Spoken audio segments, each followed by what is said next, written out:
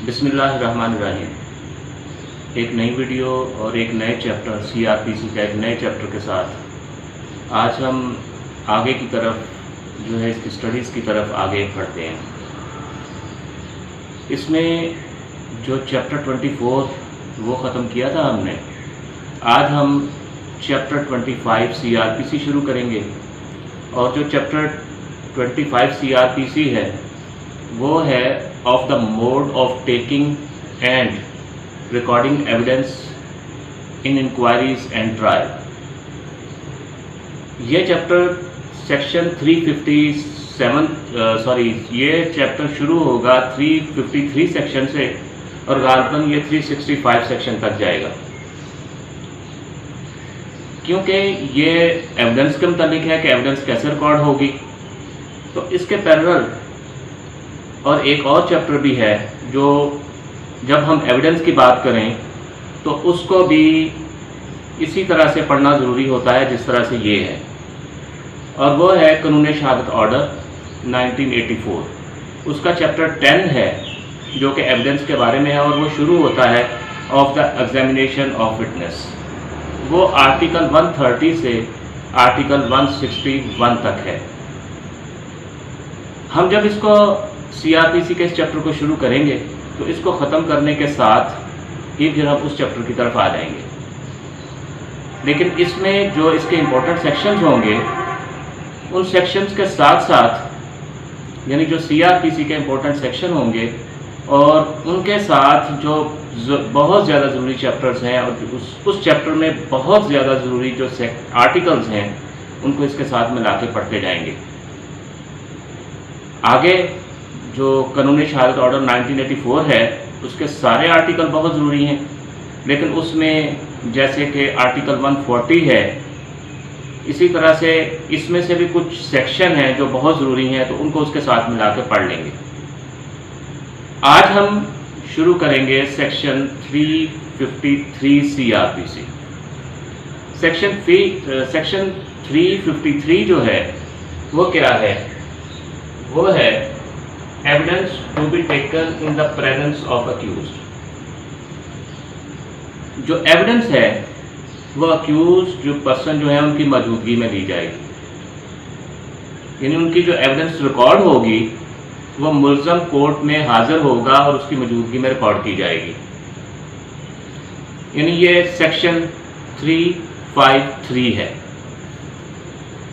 उसकी लैंग्वेज कुछ इस तरह से है कि except as otherwise expressly are evidence taken under chapter कौन कौन से हैं? 20, 21, चैप्टर 22 और चैप्टर 22A। इसमें एक चैप्टर जो है वो बाद में ओमिट कर दिया गया है और ओमिटेड चैप्टर जो है वो चैप्टर 21 है जो कि समन केसेस में ट्रायल की सूरत में होता है। Shall be taken in the presence of accused as when his personal attendance is dispensed with in the presence of his pleader. ये सेक्शन ये कहता है कि ये जो चैप्टर बताए हुए हैं इन चैप्टर का मतलब है कि जो भी एविडेंस होगी सिर्फ समन केसेस के अलावा। सेक्शन 20 है, सेक्शन 20 है ट्रायल बाय मजिस्ट्रेट, यानी इसमें जब एविडेंस होगी। फिर आगे 21 जैसा कि मैंने पहले कहा कि ये ओमिट कर दिया गया है, समन केसेस में ट्रायल था। फिर उसके बाद चैप्टर 22 है जो कि समरी ट्रायल के बारे में है, और फिर सेक्शन 22A है ट्रायल बाय हाई कोर्ट और सेशन कोर्ट्स में। यहाँ से जो ट्रायल होंगे एक ओमिट है बाकियों में, यानी चाहे वो ट्रायल बाय मजिस्ट्रेट है, समरी ट्रायल है या ट्रायल बाय हाई कोर्ट और सेशन कोर्ट है, उन सब में जब भी एविडेंस होगी वो इन द प्रेजेंस ऑफ अक्यूज्ड होगी। हाँ, अलबत्ता अगर किसी जगह पे ऐसा प्रोवाइड किया गया है और अटेंडेंस ऑफ अक्यूज्ड जो है वो डिस्पेंस्ड कर दी गई है, यानी उसकी हाजिरी माफ़ कर दी गई है, तो उसके प्लेटर की यानी उसके एडवोकेट उसके वकील की मौजूदगी में उसकी एविडेंस जो है वो रिकॉर्ड की जाएगी। अब इसमें चंद एक चीज़ें हैं छोटी छोटी जो बयान करने वाली हैं कि बाज़ औक़ात इवन एग्जामिनेशन इन चीफ जो है वो उसकी मौजूदगी में रिकॉर्ड कर दिया गया, जबकि जब उस पर क्रॉस एग्जामिनेशन होने लगा तो अक्यूज पर्सन वहाँ मौजूद नहीं है। तो इन दैट केस कि यानी जो उसका एग्जामिनेशन इन चीफ है वो रिकॉर्ड हो चुका था उसकी मौजूदगी में, लेकिन उसके बाद क्रॉस एग्जामिनेशन वो भी ज़रूरी है कि उस मुल्ज़म की मौजूदगी में जो है रिकॉर्ड किया जाए। ये मस्ट है, यानी ये नहीं है कि सिर्फ एग्जामिनेशन इन चीफ हो गया और cross examination at the time of cross examination अगर वो मौजूद है या नहीं है। इसका मतलब ये हुआ कि ये जो सेक्शन 353 है इसकी प्रोविजन जो है ये सारी जो लिखी हुई है इसमें कि उसकी मौजूदगी में होगी अगर उसकी अटेंडेंस डिस्पेंस विद नहीं की गई है, ये मैंडेटरी है। यानी जो इसकी प्रोविजन है वो मैंडेटरी है। उसके बाद एक चीज़ और है कि बाज़ औक़ात अगर एक्यूज पर्सन जो है he is creating hurdle obstructive spice वो फेयर ट्रायल नहीं होने दे रहा, तो उसको जो मजिस्ट्रेट साहब हैं ये जज साहब हैं उसको एक्सपेल कर सकते हैं फ्रॉम द कोर्ट रूम। यानी लेकिन अगर वो बाद में ये कहता है कि यानी सेटिस्फेक्शन हो जाती है कोर्ट की कि उसको बुलाया जा सकता है, अब वो ऐसा नहीं करेगा तो फेयर ट्रायल जो है ये डिमांड करता है कि उसको वापस बुला लिया जाए। अब बात बात ये भी है कि हम मिसाल के तौर पे कहते हैं एक जजमेंट है जिसमें 3 अक्यूज पर्सन थे उसमें टोटल, और उसमें यानी हम ये कह सकते हैं कि मोर देन 1 अक्यूज था, उनमें से एक जो है अब्सकॉन्ड कर जाता है, उसमें से कुछ अक्यूज पर्सन जो कुछ विटनेसेस थे उनकी एविडेंस जो रिकॉर्ड हो जाती है। अब जो अक्यूज जो था वो उसमें से अब्सकॉन्ड कर गया हुआ था वो दोबारा आ जाता है। तो ऐसी सूरत हाल में अगर कैपिटल चार्ज है, स्पेशली अगर कैपिटल चार्ज है, तो उसकी एविडेंस उसके लिए जो एविडेंस इस्तेमाल होनी है वो एविडेंस दोबारा उसकी मौजूदगी में होगी जो कि उसके अब्सकॉन्डर होने की वजह से उसकी गैर मौजूदगी में हुई थी। यानी जैसा कि हमने कहा कि ये जो इसकी प्रोविजंस हैं वो मैंडेटरी हैं, यानी एविडेंस जो है उसकी मौजूदगी में होगी इवन कि वो एब्सकॉन्ड कर गया हुआ था। अब ये भी है कि कोई एक केस है और उसमें एक मुल्ज़म की जो एविडेंस है वो रिकॉर्ड हुई, एक विटनेस की जो एविडेंस है वो रिकॉर्ड हुई, दूसरे केस में अगर वो हाजिर नहीं हो रहा तो उसकी वही एविडेंस दूसरे केस में कॉपी नहीं की जा सकती, वो उसी में इस्तेमाल होगी।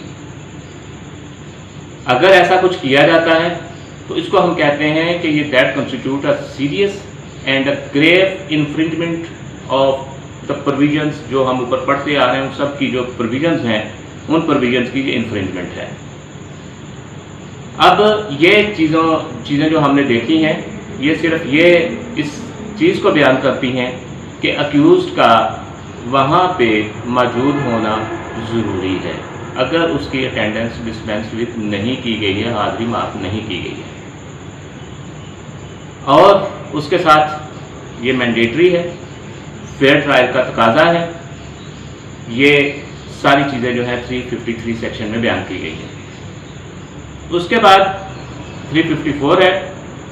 354 में सिर्फ और सिर्फ ये बताया गया है कि जो मैनर ऑफ रिकॉर्डिंग एविडेंस, यानी एविडेंस जो है वो रिकॉर्ड किस तरह से होगी इन इंक्वायरीज एंड ट्रायल्स, यानी जितने भी इंक्वायरी एंड ट्रायल हैं other than summary trials under this code by और बिफोर अ मजिस्ट्रेट और सेशन कोर्ट है, सेशन जज है, एडिशनल सेशन जज है, in the evidence of the witnesses shall be recorded in the following manner, यानी नीचे जो सेक्शंस आ रहे हैं उनके मुताबिक इनकी एविडेंस जो है वो रिकॉर्ड की जाएगी। ये 354 में सिर्फ ये तरीके का ये बता दिया है कि उन्होंने तरीक़ाकार क्या होगा। अब वो तरीक़ाकार जो उन्होंने कहा है कि इस तरीके से रिकॉर्ड होगी, उसमें सबसे पहले सेक्शन जो आता है वो 355 है। Section 355 record in trial of certain cases by first and second class magistrate.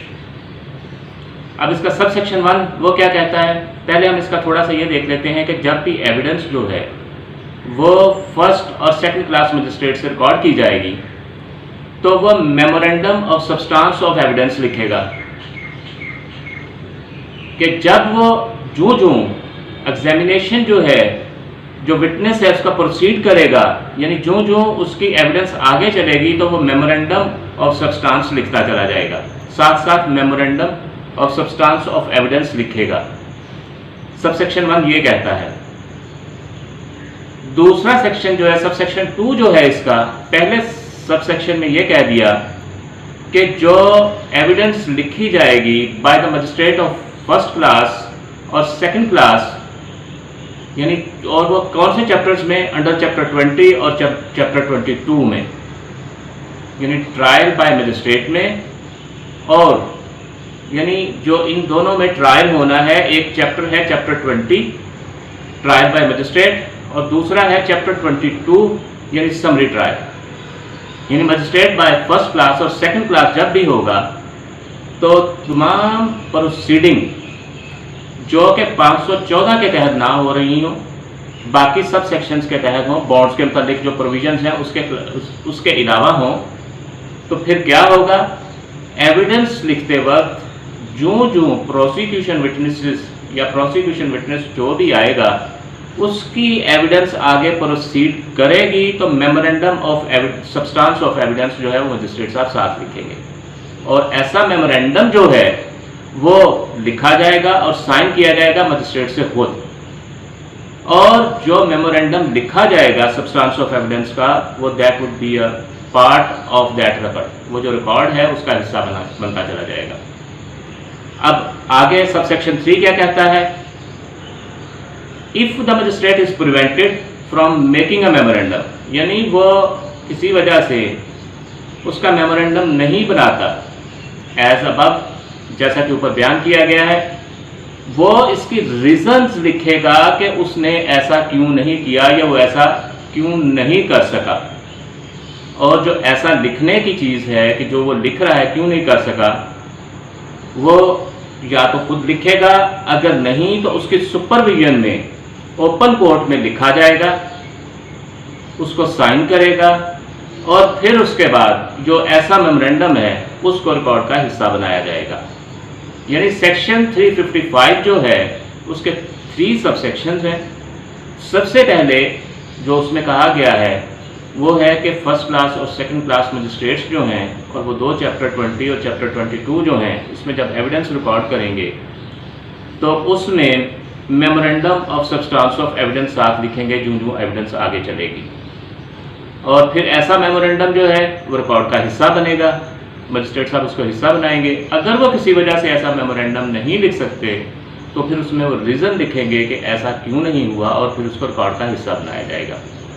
इसमें एक एक्सेप्शन है कि इसमें नहीं होगा, वो सेक्शन 263 यानी 263 CRPC है जिसमें कोई अपील नहीं होती।